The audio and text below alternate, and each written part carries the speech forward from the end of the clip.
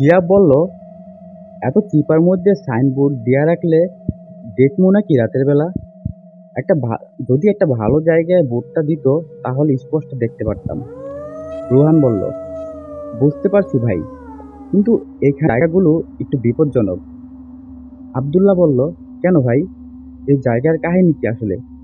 রোহান বলল, আসলে এই এলাকায় মূলত আগে কিছু তান্ত্রিক টাইপের লোকেরা কালো জাদুর চর্চা করত, কিন্তু সরকার এবং এলাকার লোকেরা খবর পেয়ে এই জায়গায় যত লোক এই কালো জাদু বিদ্যার সাথে সম্পর্কিত আছিল তাদের প্রত্যেককে এই স্থান হতে বিতাড়িত করে আর কিছু তান্ত্রিকদের তো মেরেও ফেলে এবং সেখানে কালো জাদুবিদ্যার চর্চা করত সেই জায়গাটা চিরকালের জন্য বন্ধ করে দেয়। আমি বললাম, আমার এমনি এসব কালো জাদু, জিন, ভূতের গল্প ভালো লাগে। আপনার সাথে কখনো এমন ঘটেছে ভাই? রোহান ভাই বললেন, আমার সাথে তো তেমন ঘটেনি, কিন্তু আমার এক বন্ধুর সাথে ঘটেছে। আমি বললাম, কাহিনীটা একটু বলো তো ভাই, আমরাও শুনি। রোহান এবার তার কাহিনী শুরু করতে লাগলো। সে যেভাবে বলেছে আমি সেভাবে বলছি। আসলে কালো জাদুবিদ্যার চর্চা সেই আমাদের পূর্বের লোকদের আমল হতেই হয়েছে। সব সময় কাহিনীর মধ্যে ভয়াবহতা শুনতাম, কিন্তু নিজ চোখে এবং ভয়াবহতা যখন দেখিনি তখন আমার গা শিউরে উঠেছিল। আমার গ্রামের নাম কুতুদিয়া। আমাদের গ্রামে রিফাত নামক এক ছেলে ছিল। সে বলতে গেলে মোটামুটি নিম্ন মধ্যবিত্ত পরিবারের একজন মানুষ ছিল। সে ঢাকায় একটি মেসে থাকতো কয়েকজন ব্যাচেলরের সাথে। ভার্সিটিতে পড়াশোনার পাশাপাশি টিউশনি করতো ঢাকায়। সে অনেক আগে থেকেই আমাদের গ্রামের একটি মেয়েকে ভালোবাসতো। 4 বছরের প্রেমের সম্পর্ক।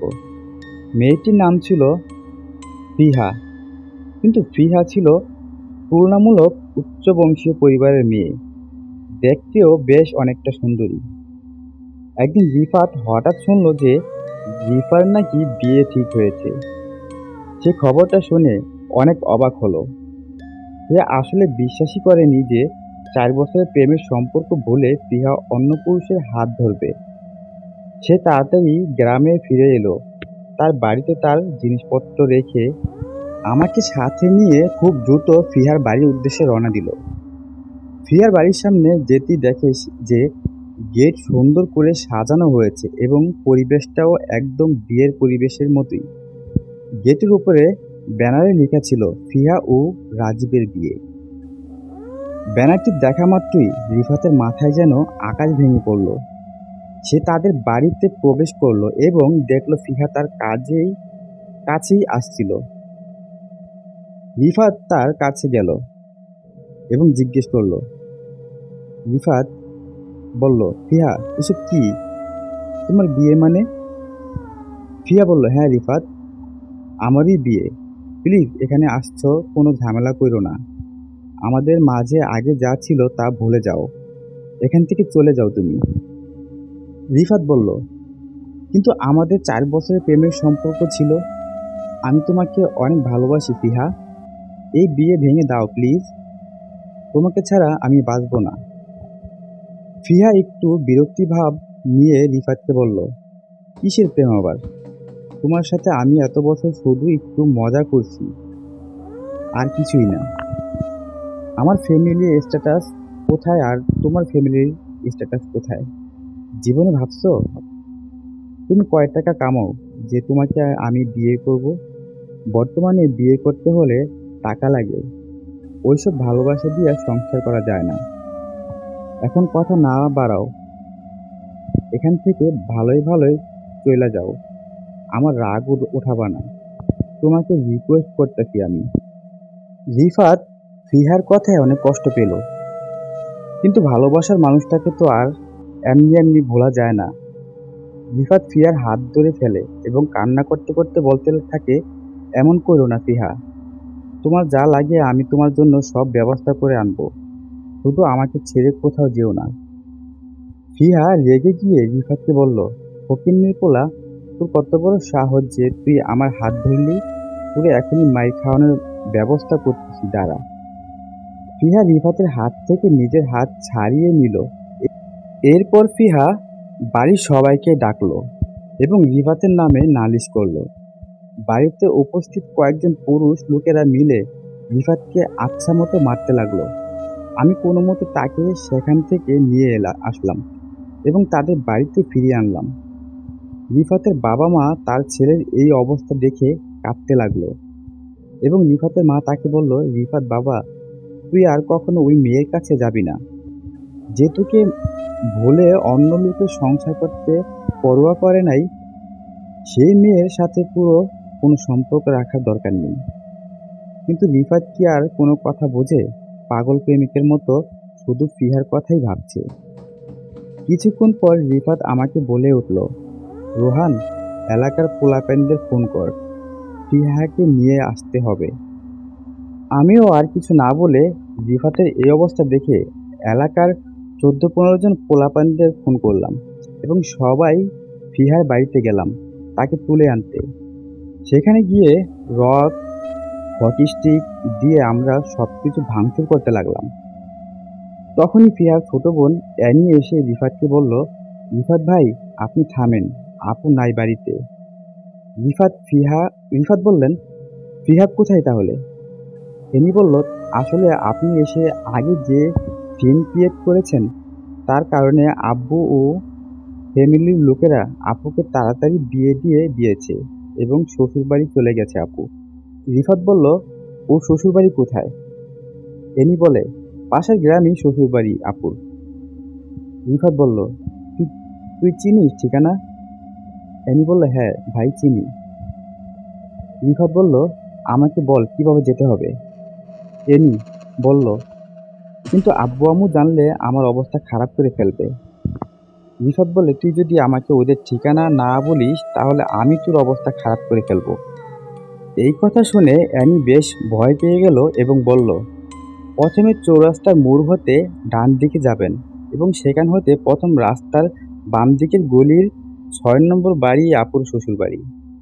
রিফাত দেরি না করে আমাদের সাথে নিয়ে সেই ঠিকানায় পৌঁছে যায় এবং সেখানে ভাঙচুর করতে থাকি আমরা উঠোনে। আমরা গেট ভেঙে বাসার ভিতরেও চলে যাই এবং যারা বাধা দিতে আসছিল তাদের আমরা আঘাত করতে লাগলাম। রিফাতের হাতে হকি স্টিক ছিল একটা, সেটা দিয়ে সে আঘাত করতে লাগলো যে তাকে বাধা দিতে আসছিল। কিছুক্ষণ পর বাড়িতে পুলিশ এলো। তারা এসে রিফাতকে নিয়ে গেল থানায়, কিন্তু আমি এবং বাকি পোলাপানরা আগেই পালিয়ে গিয়েছিলাম, যার কারণে পুলিশ এসে আমাদের পায়নি। কিন্তু রিফাত ততক্ষণ সেই স্থানেই ছিল, এক চুলও নড়েনি। তার আসলে কোনো দিকে খেয়ালই ছিল না। কষ্টের ধরনে সে আশেপাশের কোনো কিছু খেয়াল করেনি। তার এই জীবনটা তার কাছে বিষের মতো লাগছিল। সে হয়তো ভাবছিল সে কেন এইসব দেখার আগে মরে যায়নি। যাই হোক, পুলিশ তাকে থানায় নিয়ে প্রচুর মারলো এবং তার বাবা মা অনেক কষ্টে পুলিশের হাত পা ধরে টাকা পয়সা দিয়ে তাকে ছাড়িয়ে আনলো থানা থেকে। ফিহার বাড়ির লোকজনরাও রিফাতের পরিবারকে শাসিয়ে গেল। রিফাত যদি আর কোনো দিন এমন ধরনের কাজ করে তাহলে তারা আইনি পদক্ষেপ গ্রহণ করে কঠিন শাস্তির ব্যবস্থা করবে তারা। রিফাতকে তার বাবা মা বাসায় নিয়ে গেল এবং তাকে অনেক করে বোঝালো যেন সে ফিহার কাছে না যায়। তারা রিফাতকে তার রুমে রেখে চলে আসে এবং তখন আমি রিফাতের কাছে গিয়ে বসি খাটে। রিফাত আমতা আমতা কাঁদতে কাঁদতে আমাকে বলে, আমি অনেক ভালোবাসি ফিহাকে, আমি ওকে ছাড়া কিভাবে থাকবো। আমি তার কথা শুনে তাকে বললাম, মন খারাপ করিস না, তুই আরো ভালো মেয়ে পাবি। রিফাত বলল, আমার ফিহাকেই চাই, ওকে আমি ভালোবাসি, অন্য কাউকে ভালোবাসি না। রিফাতের কথা শুনে আমরা অনেক কষ্ট পেলাম। তখনই আমি রিফাতকে বললাম, তুই কি সত্যি ওকে ফেরত চাইতেছিস? তাহলে একটা উপায় আছে। রিফাত তখনই চোখ বড় বড় করে আমার দিকে তাকিয়ে আমাকে জিজ্ঞেস করলো, কি উপায়? আমি বললাম, আগে তুই বল, তুই কি সত্যি ওকে ফেরত চাইতেছিস কিনা, ওর বিয়ে হয়ে যাওয়ার পরেও? রিফাত বলল, হ্যাঁ, আমি তাকে চাই, যে কোনো হালেই। আমি বললাম, ঠিক আছে, আমি এক কবিরাজকে চিনি যে তোর এই কাজটা করতে পারবে। কাল সকালে আমি তোকে নিয়ে যাব তার কাছে। রিফাত বলল, এখনই নিয়ে চল। আমি বললাম, না, এখন এমনি তোর বাসার সবাই টেনশনে আছে, আজকে তুই রেস্ট নে। আমি তো বলছি কাল সকালে তোকে নিয়ে যাব। রিফাতও আমার এই কথায় রাজি হয়ে গেল। কিন্তু জানেন ভাই, এটা হয়তো আমার জীবনের অন্যতম খারাপ সিদ্ধান্ত ছিল এবং এর ভয়াবহতা আমি পরে বুঝেছি। পরের দিন সকালে রিফাতের বাসায় আমি রিফাতকে নিয়ে আসলাম কবিরাজের কাছে যাওয়ার জন্য। কবিরাজ আসলে থাকতো 2 গ্রাম পরে। সেখানে যাওয়ার জন্য ছোট একটি নদী পার হওয়া লাগতো। আমি একটি সাইকেল নিয়ে রওনা হলাম আমার বন্ধু রিফাতের সাথে। নদী পার হওয়ার পর দুই বন্ধু সাইকেলে চড়ে পৌঁছে যাই কবিরাজের বাড়িতে। কবিরাজের নাম মন্টু কবিরাজ। নামটা একটু হাস্যকর হয়তো, কিন্তু এ ব্যাটার কারণেই রিফাতের জীবনের এক অন্ধকার অধ্যায়ের সূচনা হয়। যাই হোক, বলতে থাকি কাহিনী, বুঝবেন পরে। কবিরাজের কাছে আমি আসলাম এবং কবিরাজের কাছে সব বিষয় খুলে বললাম। কবিরাজ তখন রিফাতকে দেখে বলল, আপনার কাজ হয়ে যাবে, আপনি চিন্তা করবেন না। আমি ওই মেয়ের সংসার ভাঙার ব্যবস্থা করে দিব আমার জিনদের দিয়ে। তখন রিফাত কবিরাজকে বলল, হুজুর, ওই ছেলের সাথে যদি ওর বিয়ে ভেঙেও যায়, ওর আব্বা তো অন্য ছেলের সাথে তার বিয়ে দিতে পারে। কবিরাজ বলে, আমি তাহলে ওই ব্যবস্থাও করে দিচ্ছি যেন আপনার সাথে বিয়ে হয়। রিফাত বলল, ঠিক আছে হুজুর, কতদিন লাগবে কাজ হতে? কবিরাজ বলল, 1 থেকে 2 মাস সময় লাগবে। রিফাত বলল, হুজুর, একটু তাড়াতাড়ি কাজ হবে না? কবিরাজ বলল, একটু সময় তো লাগবেই কাজ হতে। এরপর রিফাত বলল, একটু তাড়াতাড়ি সম্ভব না হুজুর, কোনো উপায় নাই? আমি বললাম, আরে রিফাত, ধৈর্য ধর, হুজুর তো বলেছে কাজ হয়ে যাবে। রিফাত বলল, না, আমি ফিহাকে যত তাড়াতাড়ি সম্ভব আমার কাছে চাই। কবিরাজ কিছুক্ষণ কি যেন ভাবলো এবং সে রিফাতকে বলল, আমার কাছে একটি কিতাব আছে। ওই কিতাবের যে মন্ত্র আছে ওইটা দিয়ে অনেক শক্তিশালী এক জিনকে ডাকা যায়। সে কয়েকদিনের মধ্যেই আপনার কাজ করতে পারবে। রোহানের সাথে আমার পরিচিত আছে আগের থেকে, এজন্য আপনাদের বলছি এই কথা। না হলে অন্য কাউকে আমি এই কথা বলি নাই কখনো। রিফাত বললে, তাহলে হুজুর ওই জিনকেই বলেন হুজুর আমার কাজ করার জন্য। কবিরাজ বলল, কিন্তু ওই কিতাবের দ্বারা যে জিনকে ডাকা হয় সে কোনো সাধারণ জিন না, অনেক শক্তিশালী জিন। 200 বছর আগে কয়েকজন সন্ন্যাসীরা মিলে অসংখ্য মানুষ ও জন্তুর বলি দেওয়ার মাধ্যমে এই কিতাবটা বানিয়েছিল। কিতাবটি তারা বানায় এই জিনকে ডাকার জন্য, যেন সে তাদের রাজ্যের রাজার রাজত্ব ধ্বংস করে দেয়। কিন্তু রাজা এই খবর পেয়ে সব সন্ন্যাসীদের মৃত্যুদণ্ড দেয়, যার কারণে এই কিতাবকে ধ্বংস করার উপায় বন্ধ হয়ে যায় নাই। এবং এই জিন কোনো মানুষের প্রাণের বিনিময়ে কাজ করে। কোনো মানুষকে হত্যা করা ছাড়া আপনার কাজ করবে না এই জিন। এখন বলেন, আপনারা চান নাকি এই কাজ করতে? রিফাত ও আমি এই কথা শুনে একটু ভয় পেয়ে যাই। তখন আমি রিফাতকে বললাম, রিফাত, দরকার নাই রে এত রিস্ক কাজ করার, একটু অপেক্ষাই না হয় করলাম। রিফাত কিছুক্ষণ কি যেন একটা ভাবলো এবং কবিরাজকে বলল, হুজুর, কোনো মানুষের প্রাণ কি আমাদেরই নিতে হবে নাকি আমরা যদি জিনকে বলি যে সে নিজেই তার প্রাণ নিয়ে নেই তাহলে চলবে? আমি অবাক হয়ে রিফাতকে বললাম, রিফাত, তুই পাগল হয়ে গেছিস? তুই আসছিলি ফিহার সংসার ভাঙার জন্য, কিন্তু এখন তুই মানুষ খুন করতে চাস? তুই সামান্য সময় অপেক্ষা করলেই তো হয়। রিফাত আমার কথার কোনো জবাবই দিল না।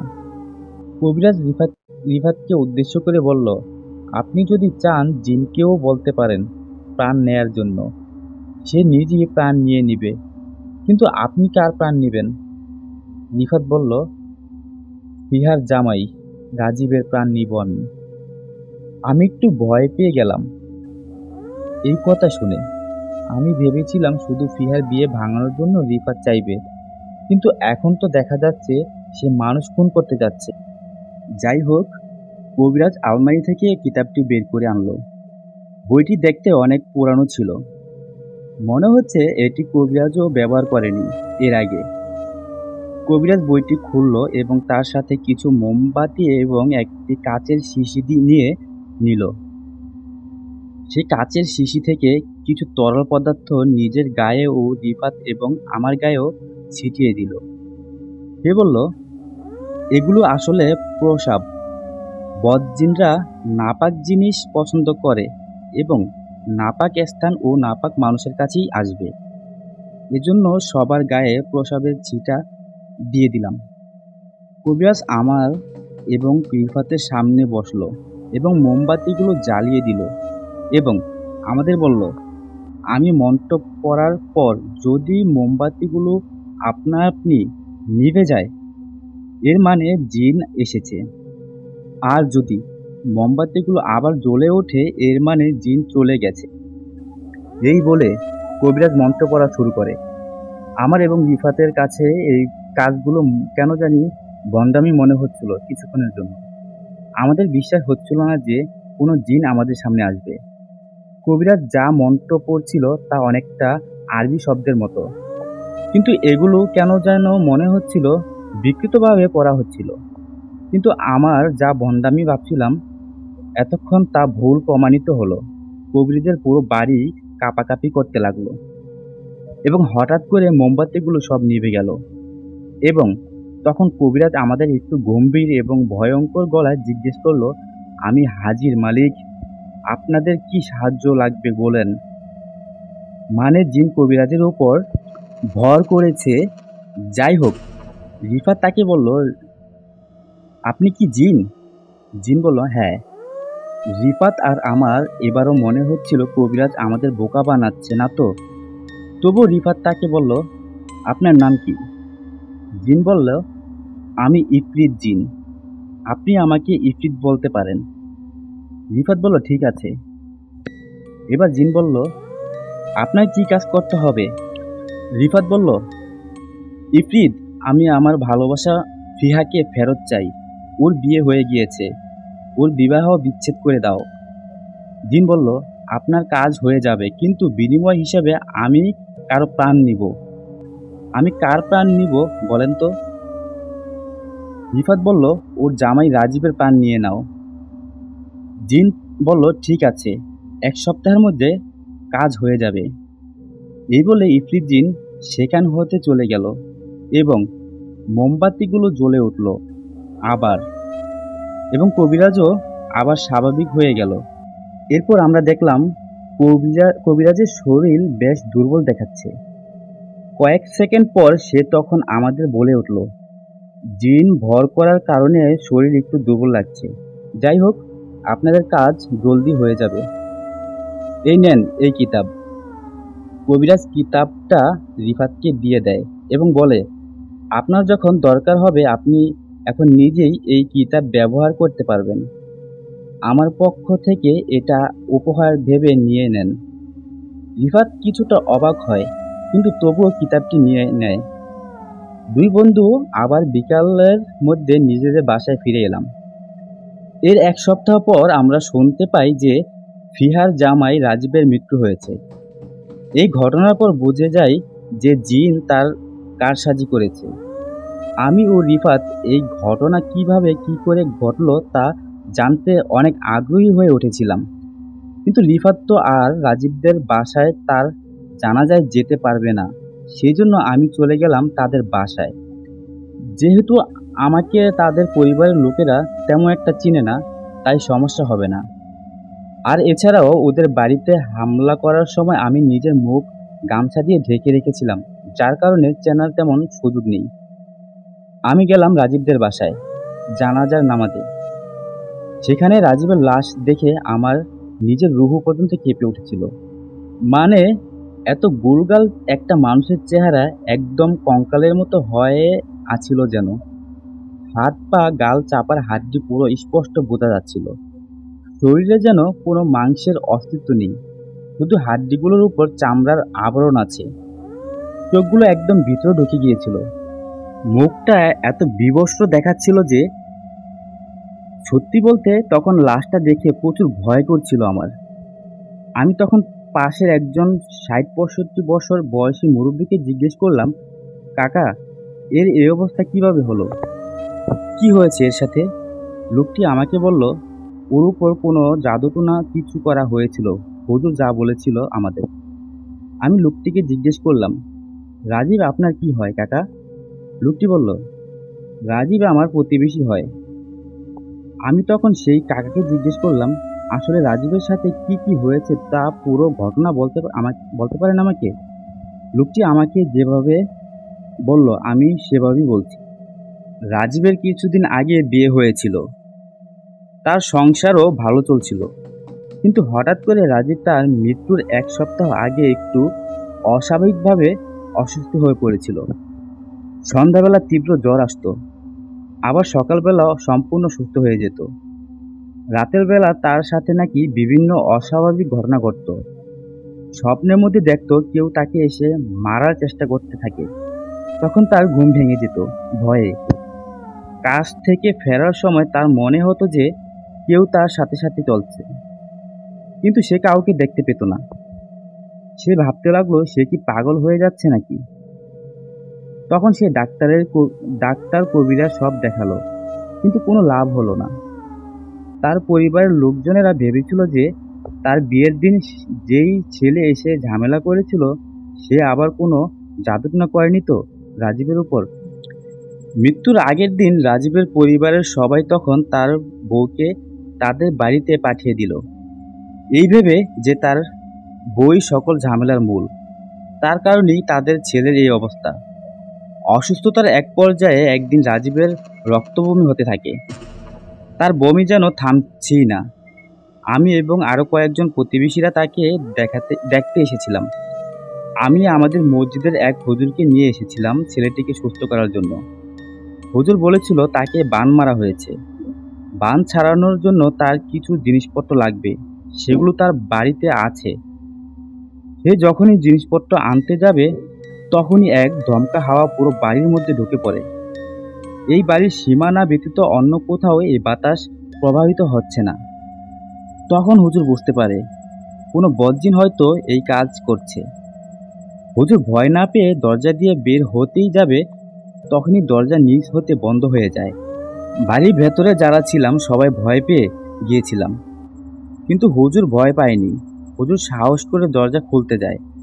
এরপর বাবা যে দৃশ্য দেখলাম তা দেখার পর আমার কলিজার পানি সব যেন শুকিয়ে গিয়েছিল।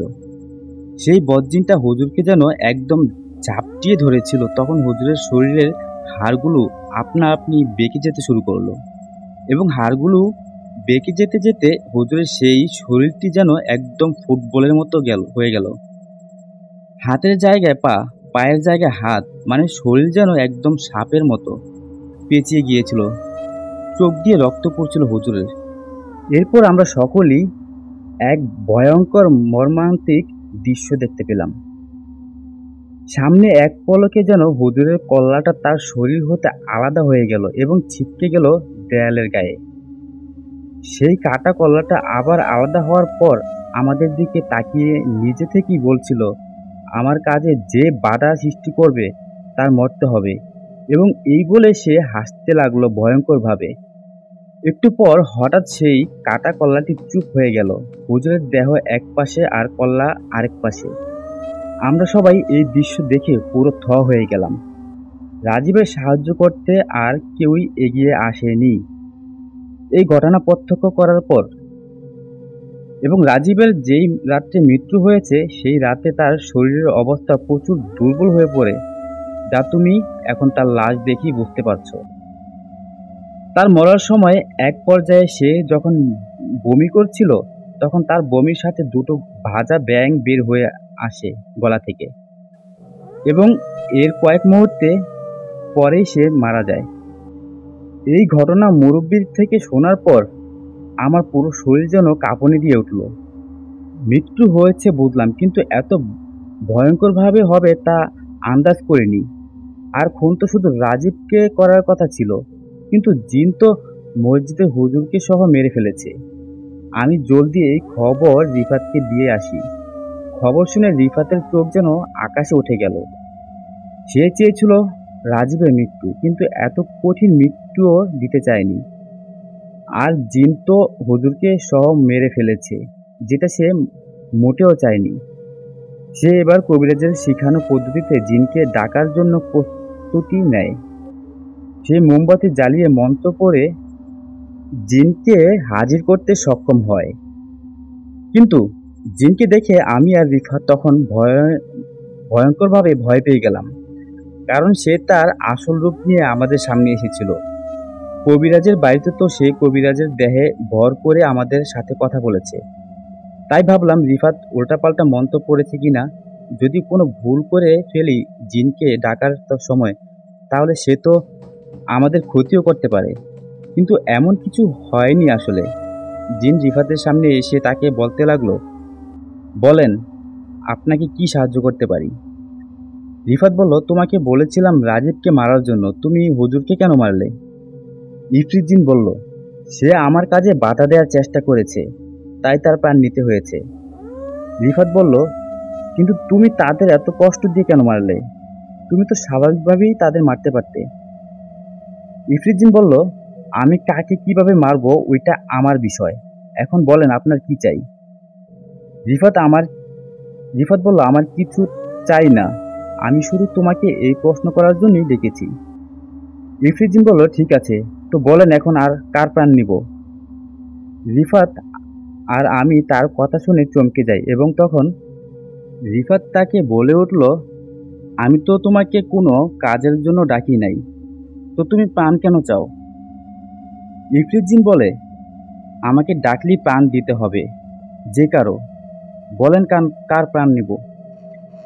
রিফাত বলল, তুমি কি কারো প্রাণ না নিয়ে থাকতে পারো না? ইফরিত জিন বলল, আমাকে ডাকলি প্রাণ দিতে হবে। মন্টু কবিরাজ হয়তো আপনাদের এটা বলতে ভুলে গেছে। রিফাত বলল, আমি কারো প্রাণ নেওয়ার অনুমতি তোমাকে দিব না। তখন ইফরিত জিন বলল, একটু রেগে গিয়ে, এবং তখন বাড়ি ঘর কাঁপতে লাগলো, যা দেখে আমি আর রিফাত দুজনেই ভয় পেয়ে গেলাম। সে রাগী গলায় বলল, যদি আপনি আমাকে প্রাণ না নিতে দেন, আমি কিন্তু আপনার ক্ষতি করে ফেলব। জিনের মুখে এই কথা শুনে আমি আর রিফাত প্রচণ্ড ভয় পেয়ে গেলাম, এবং রিফাত তখন বলে উঠল, আচ্ছা আমি বলছি কার প্রাণ নিতে হবে, কিন্তু তার আগে বলো, তোমার খুন করতে হলে আমার অনুমতি কেন দরকার? তুমি তো নিজে থেকেই যে কারো প্রাণ নিতে পারো।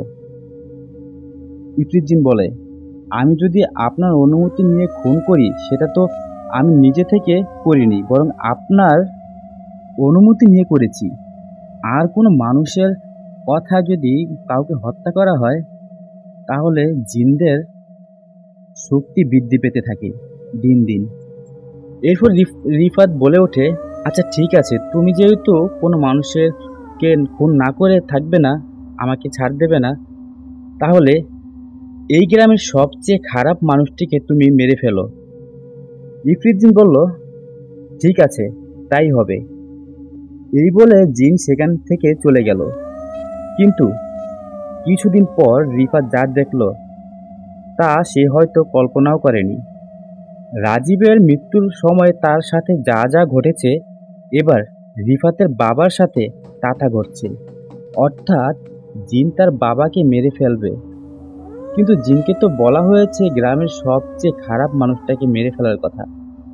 এর মানে কি তার বাবা এলাকার সবচেয়ে খারাপ লোক? তারপরে রিফাত তার বাবার ব্যাপারে অনেক খোঁজখবর নিয়ে জানতে পারল, তার বাবা এলাকায় রাজনীতির সাথে জড়িত, এবং সে অনেক গরিব মানুষের হক মেরে খেয়েছে। এমনকি সে এলাকার কিছু মানুষের সাথে প্রতারণা করে তাদের জায়গা জমিন টাকা পয়সাও হাতিয়ে নিয়েছিল।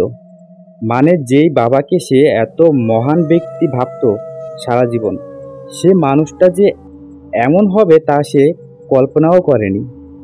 যাই হোক, বাবা তো যে করেই হোক বাঁচাতে হবে। রিফাত আবার সে জিনকে ভেবেছিল ডাকবে, কিন্তু সে পরে ভেবেছিল যদি তাকে ডাকা হয় তাহলে আরেকজন মানুষের প্রাণ দিতে হবে। তাই রিফাত আর আমি মিলে সিদ্ধান্ত নিলাম যে আমরা মন্টু কবিরাজের কাছে যাব এবং এর থেকে বাঁচার উপায়ও জেনে নিব। সেই সাথে এই বইটিও কবিরাজকে ফেরত দিয়ে দিব। যেই বাবা সেই কাজ। আমরা কিছু সময় পরেই রওনা দিই কবিরাজের বাড়ির উদ্দেশ্যে।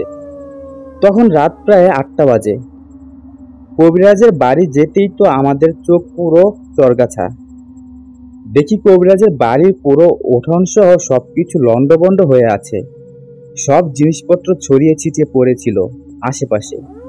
মনে হচ্ছিল বড়সড় কোনো তুফান বা ভূমিকম্প কিছু হয়েছিল তার বাড়িতে। কিন্তু আশেপাশের কোনো বাড়িগুলোতে তো এমন অবস্থা না। শুধু কি কবিরাজের বাড়িতেই হয়েছে তুফান বা ভূমিকম্প? আমরা একটু সময় পরেই উঠোন হতে হালকা হালকা ঘোঙানোর আওয়াজ পেতে থাকি। মনে হচ্ছিল কেউ আমাদের ডাকছে। আমরা উঠোনে গিয়ে আলমারির নিচ হতে আওয়াজটা শুনতে পাচ্ছিলাম। আমরা আলমারিটি সরিয়ে দেখলাম যে মন্টু কবিরাজ সেখানে ক্ষতবিক্ষত অবস্থায় শুয়েছিল। আমরা তাকে দেখে অবাক হলাম। আমি তার মাথাটি আমার হাঁটুর উপর রেখে তাকে শোয়ালাম। তখন রিফাত তাকে জিজ্ঞেস করলো, হুজুর, আপনার এই অবস্থা কিভাবে হলো? কবিরাজ আহত অবস্থায় আমাদের বলতে লাগলো, আমি সন্ধ্যাবেলা আজ বাসায় ফিরছিলাম, সাথে বাজার করে নিয়ে এসেছিলাম বাড়ির জন্য। আমার বাসায় বাজার হতে আসার সময় একটি খাল পড়ে এবং এলাকার কুদ্দুস মাঝি খালে নৌকো চালিয়ে সবাইকে খাল পার করিয়ে দেয়। আমি যখন খাল পার হবার জন্য আসি, দেখি কোনো নৌকা নেই। আমার একটু অবাক লাগলো, কারণ নৌকা তো রাত ৯টা পর্যন্ত চলে। আজ তাহলে আসলো না কেন? কিন্তু পরে ভাবলাম হয়তো মাঝির কোনো জরুরি কাজ পড়েছে, তাই হয়তো আসেনি। আর খাল যেহেতু বুক সমান পানি ছিল, তাই ভাবলাম আমি নিজে সাঁতার কেটে খাল পার হব, কারণ মাগরিবের সময় হয়ে যাচ্ছে। আমি তাই খালে নেমে পড়লাম এবং সাঁতার কেটে পার হতে লাগলাম। কিন্তু তখনই ঘটে এক আশ্চর্যজনক ঘটনা। আমি যখন খালের মাঝখানে এসে পড়েছি, তখনই আমাকে বাম দিক হতে কে যেন ডাক দিয়ে বলল, কিরে মন্টু, বাড়ি যাচ্ছিস?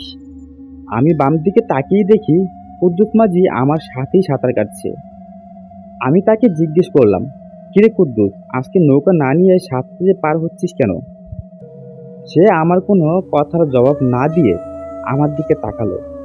তার চেহারা দেখে আমি তৎক্ষণাৎ ভয় পেয়ে গেলাম। তার চোখ দুটো পুরো কালো রঙের হয়েছিল, কোনো মনের অস্তিত্ব ছিল না সেখানে। এবং সে আমার দিকে তাকিয়ে দাঁত বের করে একটি শয়তানি মুচকি হাসি দিল। আমি বুঝে গেলাম এটা কোনো শয়তান। আমি যখনই পালানোর জন্য দ্রুত সাঁতার কাটতে যাই, কিন্তু সেই শয়তানটি তার আগেই লাফ দিয়ে আমার ঘাড়ের উপর উঠে বসে এবং আমাকে পানিতে চুবাতে শুরু করে। সে আমাকে যখন পানিতে চুবাচ্ছিল তখন আমার মনে হয়েছিল আমি হয়তো আর বাঁচব না। কিন্তু হঠাৎ সে আমাকে ছেড়ে দিল এবং আমি একটু শ্বাস নেওয়ার সুযোগ পাই। তখন মাগরিবের আজান শুনতে পাই, অর্থাৎ আজানের শব্দে শয়তান আমাকে রেখে পালিয়েছে। আমি বুঝলাম আজান শেষ হলে সে আবার আসবে, তাই আমি তাড়াতাড়ি করে খাল পার হয়ে বাসার উদ্দেশ্যে রওনা হলাম। বাসায় আসার পর আমার বউ আমাকে বাজারে ব্যাগ দিতে বললে আমি তাকে সব ঘটনা খুলে বললাম। সে এই ঘটনা শোনার পর আমাকে কয়েকদিন, কিন্তু হঠাৎ বাসার মধ্যে তখন এক ধমকা বাতাসে বইতে শুরু করলো এবং ঘরের সব জিনিসপত্র ওলটপালট হতে লাগলো। সব জিনিসপত্র যেন শূন্যে ভাসছিল এবং তা আমাদের চারপাশে ঘুরছিল। আমি তা দেখে একটু ভয় পেয়ে গেলাম, কিন্তু আমার খেদমতে যে জিনরা থাকতো তারাও কিছু করতে পারছে না। তা দেখে আমার একটু আশ্চর্যবোধ হলো। এর মানে যে জিনটা এসব কাজ করছে সে প্রচুর শক্তিশালী এক জিন হয়তো। আমি তখনই মন্ত্র পড়তে থাকি, কিন্তু জিনিসপত্র যেন শূন্যে আরো দ্রুত গতিতে আমাদের চারপাশে ঘুরছিল এবং তখনই একটি ছুরি এসে আমার বউয়ের পেটে আঘাত করে এবং সে তখনই মারা যায়। চোখের সামনে নিজের স্ত্রীকে মরতে দেখে আমি পুরো হয়ে গেলাম এবং সব জিনিসপত্র শূন্য হতে মাটিতে পড়ে গেল। আমি মন্ত্র উচ্চারণ বন্ধ করে দিয়ে আমার স্ত্রীর পাশে বসে কান্না জুড়ে দিলাম। কিন্তু রিফাত ভাই, তখনই ঘটে আরেক কাণ্ড। আমি পাশের ঘরে তাকালে দেখতে পাই পাশের ঘরে আমার বউ দড়ির সাথে ঝুলছে, অর্থাৎ ফাঁসি অবস্থায় ঝুলে আছে। তারপর আমি সেই জিনিসপত্রের মধ্যে একটি ভাঙা কাচের টুকরায় দেখতে পাই যে আমি যাকে এতক্ষণ ধরে আমার বউ মনে করেছিলাম সে আসলে আমার বউ নয়, একজন জিন। সেই কাচের টুকরায় তার আসল চেহারা এবং শরীরের গঠন দেখা যাচ্ছিল, কিন্তু স্বাভাবিক চোখে তাকে আমার বউয়ের মতো দেখাচ্ছিল, অর্থাৎ সে আমার বউয়ের রূপ ধারণ করে আছে। এবং হঠাৎ করে আমার বহুরূপী সেই শয়তানটা তার চোখ খুলে এবং তার পেটের ছুরি দিয়ে আমার পেটে আঘাত করে এবং তার আঙ্গুলের ইশারায় কিছু ভারী জিনিসপত্র দিয়ে আমাকে আঘাত করে এবং আমাকে মারার চেষ্টা করে এবং পুরো ঘরের মধ্যে তুফানের মতো পরিবেশ বানিয়ে ফেলে। যেই তুফান শুধু আমার বাড়িতেই হয়েছে হয়তো। আমি আঘাতের এক পর্যায়ে হুঁশ হারাই এবং এখন নিজেকে এখানে আবিষ্কার করলাম। সেই শয়তানটা অনেক শক্তিশালী, তাকে আটকানোর মতো ক্ষমতা কারো নেই। মন্ত্রী কবিরাজের মুখে এসব শোনার পর আমার আর রিফাতের অবস্থা পুরো নাজেহাল হয়ে গেল। যে মানুষটা রিফাতের বাবাকে বাঁচানোর একমাত্র আশা ভরসা ছিল, এখন সেই মৃত্যুর কোলে ঢলে পড়তে যাচ্ছে। কিন্তু আসল নাজেহাল অবস্থা তো তখন ঘটল যখন বাড়ির ভিতর হতে আহত মন্টু কবিরাজ বলে উঠল, রিফাত, ওই শয়তানটার কাছ থেকে দূরে সরো। ও মানুষ না, ও শয়তান। এবার তো চোখ পুরা চরগাছা। কোনটা আসল কবিরাজ? যে বাড়ির ভিতরে আছে সে, নাকি যার সাথে আমরা আছি সে? তখন আমাদের সাথে থাকা কবিরাজ বলে উঠল, ভাই, শয়তান আপনাদের ধোঁকা দেওয়ার চেষ্টা করছে। আপনি ওর কাছে যাবেন না। আপনি ওর কাছে গেলেই আপনার কোনো ক্ষতি করবে। ওর নিশ্চয়ই কোনো মতলব আছে। বাড়ির ভিতরে থাকা কবিরাজ বলছে ও আপনাদের ধোঁকা দিচ্ছে, নিশ্চয়ই ওর কোনো মতলব আছে। আপনি ওর থেকে দূরে সরে যান, না হলে ও ক্ষতি করবে আপনাদের। আমি আসল মন্টু কবিরাজ। এখন তো আমি আর রিফাত পুরা কনফিউজ, কার কথা মানব? তখন বাড়ির ভিতরে থাকা কবিরাজ বলে, আমি আসল মন্টু কবিরাজ। আপনার যদি বিশ্বাস না হয় আপনি আয়াতুল কুরসি বা কোনো দোয়া আপনার সাথে থাকা মন্টুর সামনে পড়েন। কে আসল কে নকল বুঝে যাবেন, কারণ শয়তান আল্লাহর কালামের সামনে টিকতে পারে না। তখনই আমি আর রিফাত আয়াতুল কুরসি পড়া শুরু করলাম। আর ঠিক তখনই আমাদের সাথে থাকা মন্টু কবিরাজ ছটফট করতে থাকে এবং সেখান হতে কালো ধোঁয়ার মতো হয়ে হাওয়ায় উড়ে পালিয়ে গেল। এর মানে এতক্ষণ ধরে একটা শয়তানের সাথে কথা বলছিলাম, এই ভেবে আমার মাথা পুরো জিন ধরে গেল, কারণ শয়তানটা আমাদের ক্ষতি করতে পারত।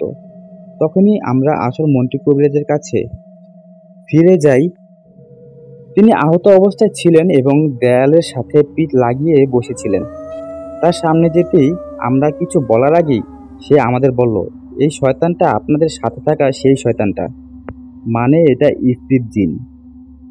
ইবলিস শয়তানের পর এই জিন সবচেয়ে খারাপ প্রজাতির। রিফাত হয়তো কোনো কাজ করতে বাধা দিতে চেয়েছেন তাকে এবং আমার কাছে আসবেন জেনে সে আমাকে মারার চেষ্টা করেছে। কিন্তু সে যেহেতু আপনার অধীনে, তাই সে আপনাদের মারেনি এবং বরং আপনাদের ধোঁকা দেওয়ার জন্য আমার রূপ নিয়ে আপনাদের কাছে বাধা দিতে এসেছিল। একে আটকানোর উপায় আমিও জানি না, কিন্তু ঢাকায় আমার ওস্তাদ মাওলানা ইমতিয়াজ সাহেবের কাছে গেলে একটা উপায় পেতে পারেন। তিনি ঢাকায় যাত্রাবাড়ি কোনাপাড়া নামক এলাকায় একটি মাদ্রাসা চালান। আপনারা সেখানে গেলে তাকে পাবেন। দেরি না করে জলদি সেখানে যান, আরো কোনো বিপদ আসার আগে। এই কথা বলে সে নিজের শেষ নিঃশ্বাস ত্যাগ করল। কবিরাজের এভাবে মৃত্যু দেখে আমার আর রিফাতের অনেক খারাপ লাগলো। আমরা আবার রিফাতের বাড়ির উদ্দেশ্যে রওনা দিলাম। রিফাতের বাড়িতে আসতেই শুনি ওর বাবা মারা গেছে কিছুক্ষণ আগে। মরার কিছু সময় আগে তার গলা দিয়ে নাকি একটি জ্যান্ত সাপ বের হয়েছিল এবং সেটি বাড়ির পিছনে ঝোপের মধ্যে চলে যায়। বাবার মৃত্যুতে রিফাত অনেক ভেঙে পড়ে এবং সে অনেক দিন যাবৎ কারো সাথে তেমন কোনো কথা বলেনি। তার মাকেও এসব বিষয়ে সে কিছু বলতে পারেনি, এই ভেবে যে তার মা এসব শুনলে অনেক কষ্ট পাবে। এবং তার বাবার মৃত্যুর কিছুদিন পর সে আবার ঢাকায় চলে যায়। কিন্তু ঢাকা যাওয়ার পরেই রিফাতের জীবনে কালো অধ্যায় যেন পুরোপুরিভাবে শুরু হতে থাকে। রিফাত ভার্সিটিতে ফাইনাল ইয়ারে পড়ে। ওই সময় পড়াশোনার পাশাপাশি টিউশনি করে। বাবা মারা যাওয়ার এক সপ্তাহ পর রিফাত ঢাকায় চলে যায়। সেখানে বাবার মৃত্যু শোক ভোলানোর জন্য রিফাত নিজেকে পড়াশোনা এবং অন্যান্য কাজে ব্যস্ত রাখে। দিনকাল স্বাভাবিকভাবেই অতিবাহিত হচ্ছিল, কিন্তু হঠাৎ একদিন টিউশনি করে বাসায় যাবার পর রিফাত যখন বাড়ির দরজা দিয়ে ভেতরে প্রবেশ করতে যাবে, তখন রিফাতের মাথাটা ঝিম করে উঠল। রিফাতের কাছে নিজের শরীরটা অত্যন্ত ভারী মনে হতে লাগলো। মনে হচ্ছিল শরীরটা একদম পাথরের মতো শক্ত হয়ে যাচ্ছে। মানে রিফাত কেন যেন কোনো মুভমেন্ট করতে পারছিল না। তখন শরীরটা মনে হচ্ছিল অবশ হয়ে যাচ্ছিল। তখনই রিফাতের কানে কে যেন পিছন থেকে ফিসফিস করে বলছিল, প্রাণ দিবেন না কারো প্রাণ। এই কথা শোনার পর রিফাত আশ্চর্য হলো এবং ভয়ও পেল যথেষ্ট। কারণ ইফরিত জিন রিফাতের পিছু করতে করতে ঢাকা পর্যন্ত চলে গেছে। অবশ্য তারা জিন জাতি মুহূর্তেই মধ্যে এক দেশ হতে আরেক দেশে পর্যন্ত চলে যেতে পারে, আর এটা তো দেশের ভিতরের এলাকা একটা। কিন্তু আশ্চর্য এজন্য হয়নি যে সে ঢাকা পর্যন্ত এসে পড়েছে। আশ্চর্য এই জন্য হয়েছিল যে রিফাত তো তাকে ডাকেনি, এবং যে বই দিয়ে রিফাত তাকে ডাকবে সেটাও তো রিফাত কবিরাজের বাড়িতেই রেখে এসেছিল। তাহলে সে রিফাতের পিছু পিছু কেন গেল? রিফাত তখন ইফরিতকে প্রশ্ন করলে, তুমি এখানে কিভাবে আসলে? আমি তো তোমাকে ডাকিনি বা তোমাকে নতুন কোনো কাজও দিইনি। ইফরিত তার আঙ্গুল বাতাসে ইশারা করলো এবং সেই বইটি কোনো এক অদৃশ্য জাদুর মাধ্যমে রিফাতের সামনে হাজির হয়ে গেল এবং মাটিতে পড়ে গেল শূন্য হতে। তখনই ইফরিত হাওয়ার সাথে মিলিয়ে গেল। রিফাত কিছু জিজ্ঞেস করার আগে রিফাত বইটি মাটি থেকে উঠিয়ে দাঁত কটমট করে ভাবল, এই শয়তান এত সহজে আমার পিছু ছাড়বে না। এই বই আজকে আমি ছিঁড়ে ফেলবো। আমি যখন বইটি ছিঁড়তেই যাব তখন আমি একটু অবাক হয়ে যাই, কারণ আমি বইটি ছিঁড়ার এত চেষ্টা করছি কিন্তু বইটি ছিঁড়তেই পারছি না। আমি যেন কোনো কাগজ নই, বরং কোনো শক্ত চামড়ার জিনিস ছিঁড়ার চেষ্টা করছি, যা কিনা ছিঁড়ছে না। আমি তখন ভাবলাম পাকঘরে গিয়ে বইটিতে আগুন লাগিয়ে পুড়িয়ে ফেলি। আমি বাসার ভিতর ঢুকে পাকের ঘরে গেলাম এবং চুলা জ্বালিয়ে সেখানে বইটি ফেলে দিলাম। কিন্তু আশ্চর্যের বিষয় যে বইটি পুড়ছেই না, যেরকম অবস্থা আছে সেরকমই রয়ে গেল। আমি মনে মনে ডিসাইড করলাম জিনের সাথে কথা বলে তার সাথে সব চুক্তি সম্পর্কে শেষ করে দিই। তাই শেষবারের মতো আমি আবার সেই রিচুয়াল করতে যাচ্ছিলাম, কিন্তু এবার কারো প্রাণ বিনিময় করব না তার সাথে। আমি এবার ইফরিত জিনকে ডাকার জন্য আমার রুমের বাতি নিভিয়ে মোমবাতি জ্বালিয়ে রিচুয়াল করতে লাগলাম। বাসায় আসলে তখনও কেউ ফিরেনি, অর্থাৎ আমার সাথে আরো 4 জন ব্যাচেলর একসাথে থাকতো। তারা কেউ তখনও তাদের কাজ হতে ফিরে আসেনি। আমি সবার আগে বাসায় ফিরেছিলাম। রাত প্রায় 8টা বাজে। আমি ইফরিতকে ডাকার জন্য মন্ত্র পড়তে লাগলাম। আমার রুমের লাইটগুলো অফ করে মোমবাতিগুলো জ্বালিয়েছিলাম। তখনই সামনে রাখা মোমবাতিগুলো নিভে যায় এবং ইফরিত আমার সামনে হাজির হয়। কিন্তু এবার সে তার নিয়ম অনুযায়ী আমায় জিজ্ঞেস করলো না, আপনার কি সাহায্য করতে পারি? যদিও আমি এই বিষয়টিকে তেমন গুরুত্ব দেইনি, কারণ আমি তো চাইছিলামই এই দায়িত্ব হতে মুক্তি পেতে, আর ইফরিতদের থেকেও। আমি তাকে স্বাভাবিক গলায় জিজ্ঞেস করলাম, তোমাকে আমার কিছু প্রশ্ন করার ছিল। ইফরিতদিন বলল, জি বলুন। রিফাত বলল, আমি তো তোমাকে ওই সময় ডাকিনি, তো তুমি ওই সময় কেন আমার কাছে এসেছিলে এবং প্রাণ চেয়েছিলে? তখন ইফরিতদিন বলে ওঠে, আমি যদি কারো একবার পিছু নেই, খুব সহজে আমি তাকে ছেড়ে যাই না।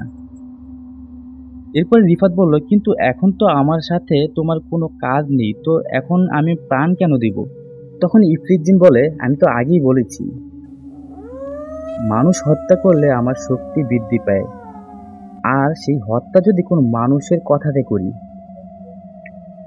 রিফাত এবার রেগে গিয়ে তাকে বলে উঠল, আমি কোনো প্রাণটান দেওয়ার অনুমতি তোমাকে দিব না।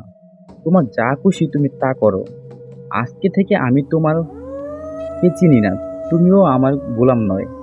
আজকে থেকে তুমি মুক্ত, নিজের ক্ষুধা নিজে মেটাও, আমার কাছে আর আসবে না। এই কথা বলার পর ইফরিতদিন সেখান হতে গায়েব হয়ে গেল, আর মোমবাতিগুলো জ্বলে উঠল। অর্থাৎ ইফরিত সেখান হতে চলে গিয়েছে। আমি ভেবেছিলাম সে হয়তো বুঝে গিয়েছে যে আমার আর তাকে দরকার নেই। তখনই আমি রুমের লাইটগুলো জ্বালালাম। কিন্তু তখনই আমি পিছনে ফিরে দেখলাম, যা দেখে আমি একটু অবাক হয়ে যাই। পিছনে ফিরে দেখতে পেলাম যে মোমবাতিগুলো আবার নিভে গেলেও এবং ইফরিতজিন আমার সামনে বসে রয়েছে। তখনই আমি একটা অদ্ভুত ব্যাপার লক্ষ্য করলাম, যেন আমার আকার ধীরে ধীরে ছোট হতে লাগলো। আশেপাশের সবকিছুর আকার যেন আমার চেয়ে বড় হয়ে যাচ্ছিল। সেই সাথে ইফরিতের আকারও বিশাল হয়ে গেল। আমি ভয় পেতে লাগলাম। সে আমার দিকে তাকিয়ে খুব জোরে একটা হুংকার দিল। আমার মনে হচ্ছিল আমার কানের পর্দা যেন ফেটে যাচ্ছে এই হুংকারে।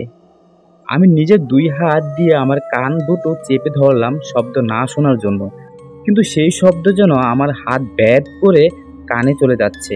আমি নিজের চোখও বন্ধ করে ফেললাম। হঠাৎ দেখলাম শব্দ বন্ধ হয়ে গেছে। তখন আমি আমার হাতে হাত সরালাম এবং নিজের চোখ খুলে দেখলাম আশেপাশের পরিবেশ পুরো স্বাভাবিক। কিন্তু তখনই আমার ডান দিকের দেয়ালে লক্ষ্য করে দেখি একটি কালো কুকুর আমার দিকে খুব ভয়ঙ্করভাবে তাকিয়ে আছে। সে তার দাঁত পটপট করতে করতে আমার দিকে এগিয়ে আসছে, কিন্তু তার দাঁত দেখে মনে হচ্ছিল না এটি কোনো কুকুরের দাঁত, বরং কোনো বাঘ সিংহের দাঁত। তাছাড়া তার পুরো চোখ চোখ দুটো লাল লাইটের মতো জ্বলজ্বল করছিল, যেন এখনই আমাকে চিবিয়ে খাবে। সে হঠাৎ আমার উপর লাফ দিতে যায় আক্রমণ করার জন্য, কিন্তু আমি তখনই ব্যালেন্স হারিয়ে ফ্লোরে পড়ে যাই। ফ্লোরে পড়ার পর দেখি কুকুরটা আমার পিছনের দেয়ালের উপর লাফ দিয়ে যেন দেয়ালের সাথে মিশে অদৃশ্য হয়ে গেছে। কিন্তু সেটি লাফ দেওয়ার সময়ে এর ছায়া দেখতে পেয়ে অবাক হয়ে যাই, কারণ আমি নিজ চোখে দেখেছিলাম সেটি একটি কুকুর, কিন্তু তার ছায়াটি ছিল অনেকটা মানুষের মতো। এবং কুকুরটি দেয়ালের মধ্যে অদৃশ্য হওয়ার সাথে সাথে হঠাৎ রুমের লাইটগুলো অফ হয়ে যায়। লাইটগুলো অফ হওয়ার সাথে সাথে আমাকে কে যেন ভাই ওড়াধরা মাইর দিয়েছে। এখন কাহিনী বলছি তো একটু হাস্যকর লাগবে, কিন্তু ওই মুহূর্তে ভাই আমার যে কি অবস্থা হয়েছে তা আমি জানি। মনে হচ্ছিল আমাকে 15 থেকে 20 জন লোক মিলে যেন ঘনধুলাই দিচ্ছিল ওই মুহূর্তে। এবং মাইর খাওয়ার সময় আমাকে ওই জিনটা খুব ভয়ানক কণ্ঠে বলছিল, তুই যেদিন আমার সামনে আয়াতুল কুরসি পড়েছিলি, ইচ্ছা করেছিল ওই দিনই তোকে মেরে ফেলি আমি, কিন্তু তুই আমাকে প্রাণ দিতি, এজন্য তোকে কিছু করি নাই। আজকে যেহেতু তুই আমাকে মুক্তি দিয়েছিস, আমি তোকেই মারবো, এখন তোকে তিল তিল করে মারবো আমি। তার এই কথাটা অনেক ভয়ঙ্কর আওয়াজে সে বলেছিল। আমরা তামিল ভূতের সিনেমাগুলোতে যেমন দেখি না, ভূতের ডাবল ডাবল আওয়াজ বাড়ি খায় কথা বললে, ঠিক ওই রকম শোনা যাচ্ছিল তার কথাগুলো। অনেকক্ষণ যাবৎ ধোলাই খাওয়ার পর আমি ভাবলাম হয়তো শরীরের হাড্ডি সব ভেঙে ফেলেছে। কিন্তু আমি একটু অবাক হই যখন দেখলাম এত মাইর খাওয়ার পরও আমার শরীরে কোনো ক্ষত চিহ্ন নেই, আমার কাপড়টা পর্যন্ত ছিঁড়েনি। কিন্তু প্রচুর ব্যথা করছিল শরীরটা, এবং এক পর্যায়ে অজ্ঞান হয়ে যাই আমি। কিছুক্ষণ পর আমি নিজেকে বিছানায় শোয়া অবস্থায় আবিষ্কার করলাম এবং চোখ খুলে দেখলাম আমার মেসে থাকা বন্ধুগুলো আমার দিকে তাকিয়ে আছে। তার সাথে প্রতিবেশী তিনজন মহিলা এবং বাড়িওয়ালা সহ তিনজন পুরুষও দাঁড়িয়ে ছিল। আমি অজ্ঞান হবার পর যখন বিছানায় শুয়েছিলাম তখন আশেপাশে সবাইকে দেখে একটু অবাক হই ঠিকই, কিন্তু তার চেয়েও বেশি আমি অবাক হই কখন জানেন? যখন দেখি আমাকে বিছানার সাথে রশি দিয়ে বেঁধে রাখা হয়েছে। আমার হাত পা দুটোই শক্ত রশি দিয়ে বেঁধে রাখা হয়েছে। প্রিয় লিসেনার, কি ভাবছেন ঘটনা এখানেই শেষ? না, ঘটনা আরো আছে। এর পরের ঘটনা নিয়ে খুব শীঘ্রই আপনাদের মাঝে ফিরে আসবে।